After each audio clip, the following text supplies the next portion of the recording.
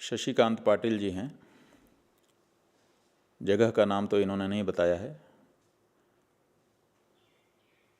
ये पूछ रहे हैं कि अल्लाह और परब्रह्म का मतलब क्या है और क्या दोनों में अंतर है। तो पहले तो अल्लाह और परब्रह्म का मतलब समझ लीजिए, अंतर तो अपने आप आपको समझ में आ जाएगा। अल्लाह शब्द अरबी भाषा का शब्द है जो अल और इलाह इन दो शब्दों के मेल से बना है। अरबी में अल शब्द लगाते हैं प्रीपोजिशन, जैसे अंग्रेजी में THE द लगाते हैं, उसी तरह से अरबी में अल शब्द लगता है। तो अल इलाह इन दो शब्दों के मेल से अल्लाह शब्द बना है, जिसका मतलब उनके तरीके से जगत का सर्जन करता और पालन करता, जगत में व्यवस्था बनाने वाला। और यह भी अर्थ इसी से द्योतित होता है कि वो जिसके अलावा दूसरा कोई पूजनीय नहीं है, एकमात्र पूजनीय सत्ता, उसको अल्लाह कहते हैं। ये मुसलमानों के पूजनीय जो सत्ता है, उस सत्ता के लिए व्यवहृत मुसलमानों के द्वारा आजकल किया जाता है।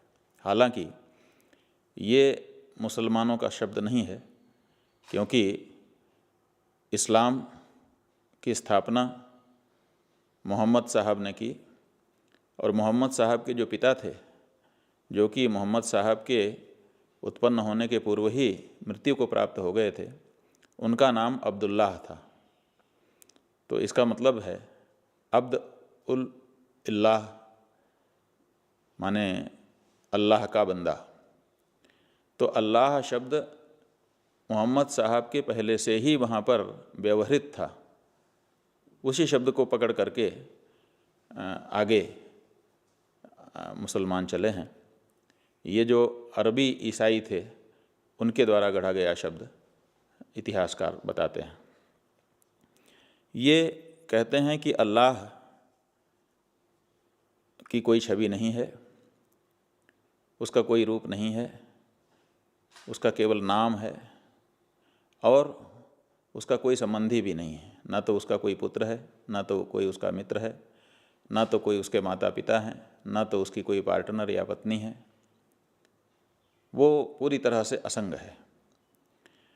और काबा, जहाँ पर मक्का शरीफ में काबा स्थित है, उस काबा के ऊपर चूँकि अल्लाह ने सातों आसमान बनाए हैं, इसलिए काबा के ऊपर वो विराजमान है।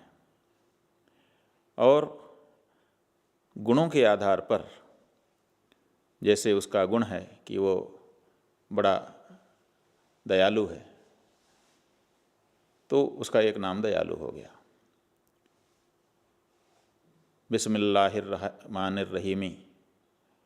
वो बड़ा दयालु, बड़ा नेक है, ऐसा कह करके मुसलमान अपने हर कार्य को आरंभ करते हैं उसी ईश्वर के नाम, जिसको अल्लाह कहते हैं।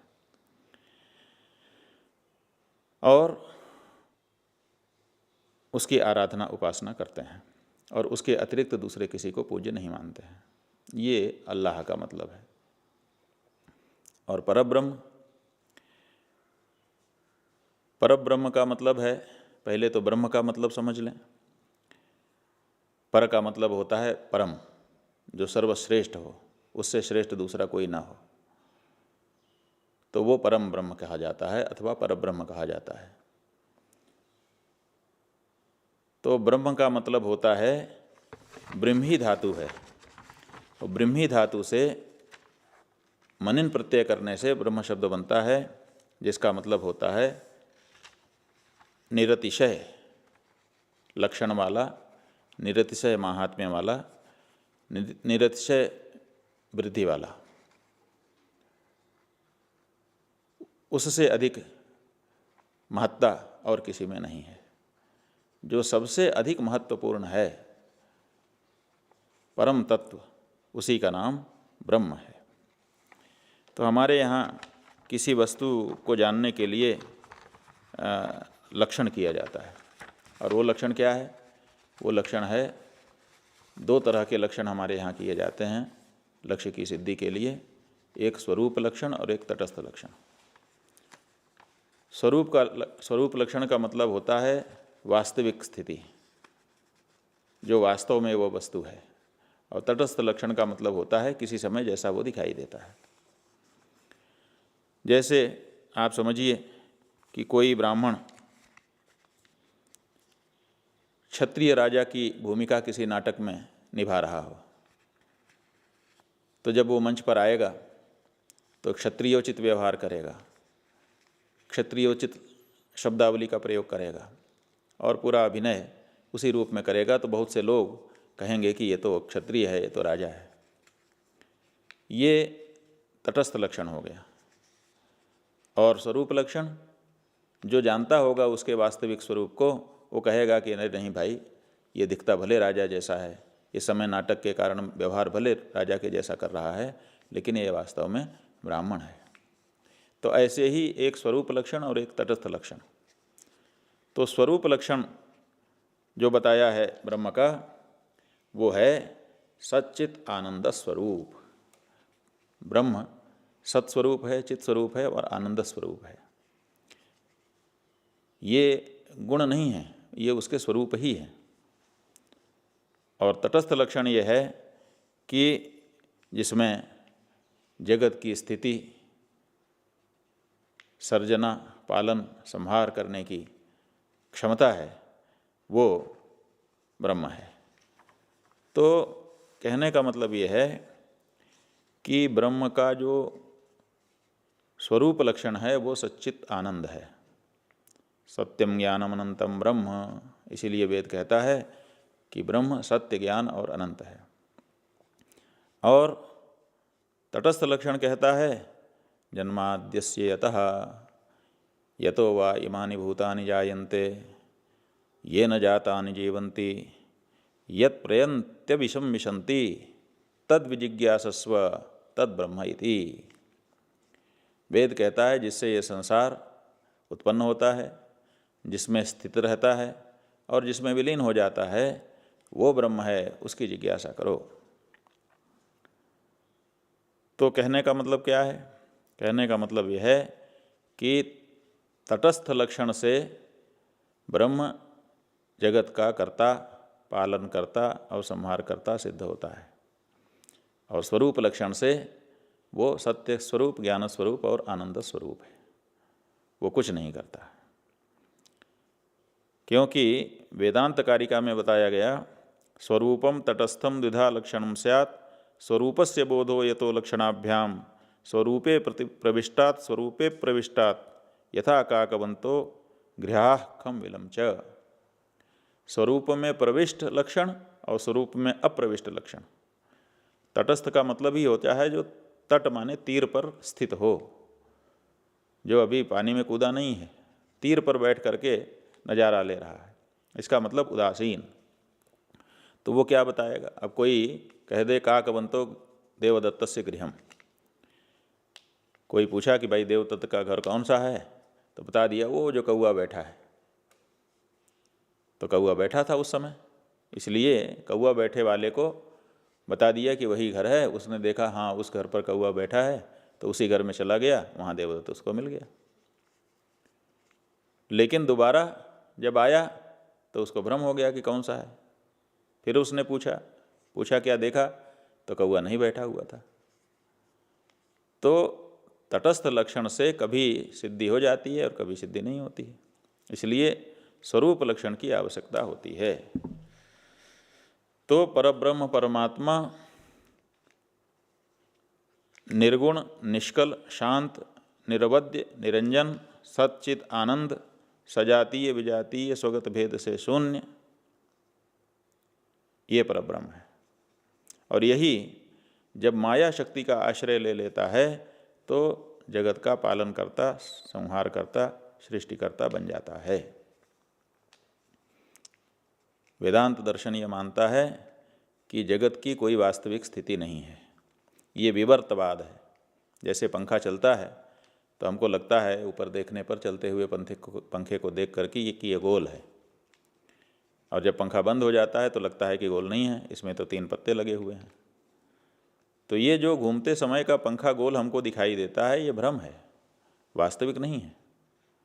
जो चंद्रमा और सूर्य हमको छोटे छोटे आकाश में दिखाई देते हैं वो छोटे नहीं हैं, ये दूरी के कारण हमारे दिमाग में भ्रम है। जो रेल की सीधी पटरियों के बीच में खड़ा होकर के दूर तक देखने पर रेल की पटरियां आपस में सटती हुई दिखाई देती हैं, वो सटी हुई नहीं है, वो केवल हमारा भ्रम है।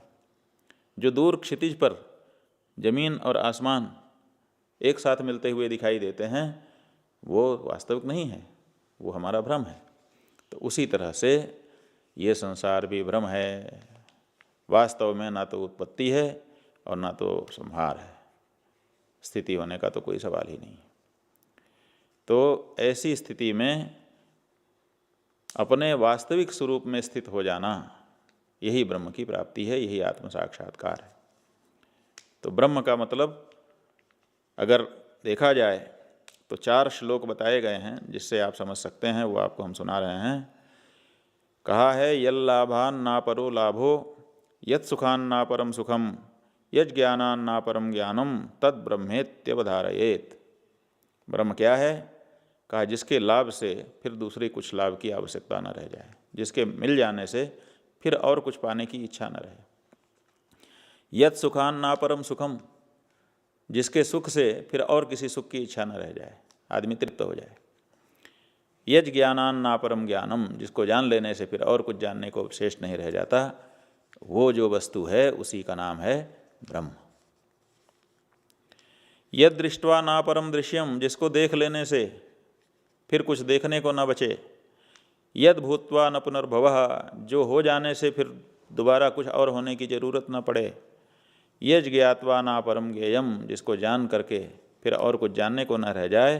तद ब्रह्मेत्यवधारयेत, वही वस्तु ब्रह्म है, ये जान लेना चाहिए। तिर्यग ऊर्ध्व मदः पूर्वाम सच्चिदानंदमद्वयम अनंतम नित्यमेकम यत् तद ब्रह्मेत्यवधारयेत। ऊपर की तरफ, नीचे की तरफ, दाईं तरफ, बाईं तरफ, आगे की तरफ, पीछे की तरफ, किसी भी तरफ आप जब देखें तो वही दिखाई दे, अन्यथा दूसरा कुछ नहीं। सच्चित आनंद और अद्वय माने उसके अतिरिक्त दूसरी कोई सत्ता नहीं। अनंत, जिसका कभी अंत नहीं होता, जो नित्य है, सदा से है, सदा रहने वाला है, वो जो वस्तु है ऐसी, उसी का नाम ब्रह्म है। तद ब्रह्मेत्यवधारयेत। अतद्व्यावृत्ति रूपेण वेदान्तैर्लक्ष्यते द्वयम् अखंड आनंदमेकम यत् तद ब्रह्मेत्यवधारयेत। जिसको वेदांती लोग अतद्व्यावृत्ति के द्वारा निरूपित करते हैं। अतद्व्यावृत्ति का मतलब है कि जो भी चीज़ सामने आए वो ब्रह्म नहीं है, जो भी कुछ है संसार में वो ब्रह्म नहीं है। तो जिन जिन का नाम ले सको, जिन जिन का रूप देख सको, उन सब का निषेध करते चले जाओ। जब सब वस्तुओं का निषेध कर दोगे तो उस निषेध के बाद जो बचेगा उसी का नाम ब्रह्म है। तो निषेध के बाद क्या बचेगा? निषेध, जब सब का निषेध हो जाएगा तो केवल एक निषेधा बचेगा जो निषेध कर रहा है, और कोई बचेगा ही नहीं। वो जो बच जाता है उसी का नाम ब्रह्म है। वो अखंड है, आनंद स्वरूप है, उसमें कोई द्वैत नहीं है, दुख नहीं है। माने पूरी तरह से जितने भी तरह के संसार में दुख हैं वो सब दुख खत्म कर दिए जाएं। जितनी तरह का अज्ञान है वो सारा का सारा अज्ञान खत्म कर दिया जाए, और जितनी तरह की मिथ्या बातें हैं उन मिथ्यात्व को समाप्त कर दिया जाए, तो पूर्णतया मिथ्या का अभाव, पूर्णतया अज्ञान का अभाव और पूर्णतया दुख का अभाव जब हो जाता है तो समझना चाहिए कि ब्रह्म की प्राप्ति हो गई। वो ब्रह्म है। उपनिषद इसी को नित्य शुद्ध बुद्ध मुक्त स्वभाव कहते हैं, और वेद कहते हैं वो सत्य है, वो आनंद है, वो अद्वय है, वो अमृत है, वो एक रूप है, वो वाणी और मन से अगोचर है। वाणी उसका वर्णन नहीं कर सकती, मन उसको देख नहीं सकता। वो सर्वज्ञ है, सर्वातीत है, चिदेक रस है और देश काल और वस्तु के परिच्छेद से शून्य है। वो बिना पैर के ही सब जगह जा सकता है, वो बिना हाथ के ही सब कुछ पकड़ सकता है, वो बिना आँखों के ही सब देख सकता है, बिना कान के ही सब कुछ सुन सकता है और बिना सोचे ही सब कुछ जान सकता है। सबका नियंता है, सर्वशक्ति से संपन्न है और संसार में जितनी भी वस्तुएं हैं उन सब की सृष्टि, स्थिति और पालन उसी के द्वारा होता है। ये जो वस्तु है जो ये सब करती है, उसी वस्तु का नाम ब्रह्म है। इस तरह से ब्रह्म जो है वो परम तत्व है। उस परम तत्व वो अद्वय है, दूसरा कोई नहीं है। एकमात्र ब्रह्म ही वो सत्ता है जिसके ऊपर, जैसे पर्दे के ऊपर बहुत सारी फिल्म चल जाती है, पर्दा जैसे का तैसा रहता है, वैसे ही उस ब्रह्म में ये सारा संसार दिखाई देता है। संसार दिखते हुए भी, जैसे फिल्म दिखते हुए भी पर्दे का कुछ नहीं होता। अगर बहुत बड़ी नदी पर्दे पर दिखाई दे तो पर्दा भीगता है, और बहुत बड़ी आग अगर पर्दे पर दिखाई दे तो क्या पर्दा जलता है, और अब बहुत बड़ी आंधी अगर पर्दे पर दिखाई दे तो क्या पर्दा उड़ जाता है। पर्दे पर कोई फर्क नहीं पड़ता, जैसे दृश्य उसके ऊपर चलते रहते हैं, उसी तरह से संसार के सब दृश्य, संसार की सभी क्रियाएं उसी में दिखाई देती हैं, लेकिन वो जैसे का तैसा कूटस्थ बना रहता है, वो ब्रह्म है। तो ब्रह्म की जो बात है वो अलग है और अल्लाह की जो बात है वो अलग है। हमारा जो ब्रह्म है वो निर्गुण भी है और सगुण भी है। तो निर्गुण निराकार जो ब्रह्म है उसका लक्षण आपको बताया, और जो सगुण साकार है वो माया का आश्रय लेकर के सगुण साकार दिखाई देता है। वास्तव में वो सगुण साकार नहीं होता है, लेकिन उसमें हमको भ्रम होता है कि उसी के द्वारा ये सब हो रहा है। कैसे भ्रम होता है? माया के कारण। माया आकर के जैसे जादूगर अपनी जादूगरी से अकल्पनीय चीज़ें भी दिखा देता है, उसी तरह से माया उसी परब्रह्म परमात्मा में अकल्पनीय चीज़ें दिखा देती है, जिसका कोई और छोर नहीं होता। और इसीलिए सारा ज्ञान प्राप्त हो जाने पर भी जो मूल प्रश्न है उनका उत्तर कोई नहीं दे पाता, क्योंकि कहते हैं ना कि पहले बाप आया कि पहले बेटा आया। आज तक इसका सवाल का जवाब कोई नहीं कर पाया कि पहले बाप आया कि बेटा आया। कौन आया? अगर बाप आया तो उसका बाप कौन था, और बेटा आया तो फिर बाप कौन था? बाप बताइए, पहले अगर बेटा ही आ गया तो बाप कहाँ है? तो ये जो प्रश्न है इसका उत्तर कभी हो नहीं पाता। क्यों नहीं हो पाता? क्योंकि ये बाप बेटे की जो थियरी है ये बाद में चल रही है।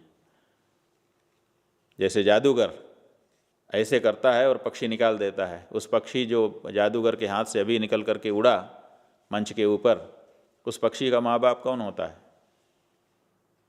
कहना होगा कि उस पक्षी को माँ बाप की ज़रूरत नहीं पड़ती है, वो तो जादूगर की अपनी कलाकारी से निकल के आ जाता है।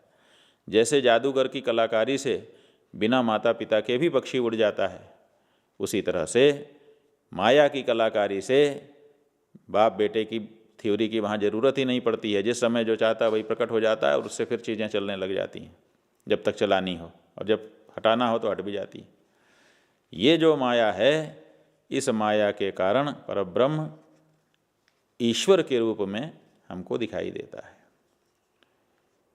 इसीलिए हमारे यहाँ परब्रह्म जो है वो अकर्ता है, अभोक्ता है, और ईश्वर जो है माया का आश्रय लेकर के कुछ करता हुआ दिखाई देता है। तो जो अल्लाह है वो ईश्वर के साथ तो कुछ जुड़ता है, जिसको हम भगवान कह सकते हैं, लेकिन ब्रह्म के साथ उसका कोई तारतम्य नहीं जमता है। इसलिए ब्रह्म की जो अवधारणा है, एक परम तत्व की जो खोज है, वो भारतीय मनीषा के द्वारा की गई है। अल्लाह वाले लोग शायद उस दृष्टि से नहीं देखते हैं, उनकी अपनी दृष्टि है, हम उनकी दृष्टि की कोई आलोचना नहीं करना चाहेंगे। लेकिन अध्ययन करने पर पता चलता है कि भारतीय मनीषा ने तत्व की जिज्ञासा में जितना सफ़र तय किया है, संभवतः अभी उतना सफ़र और किसी दूसरे लोगों ने नहीं किया है। इसीलिए अल्लाह एकमात्र पूजनीय उनके दृष्टि से और संसार का कर्ता, लोगों को उनके कर्म फल का प्रदाता है, जो कि हमारे यहाँ यमराज चित्रगुप्त की सहायता से कर देते हैं। ये पाटिल जी, आशा है कि आपको बात कुछ समझ में आई होगी।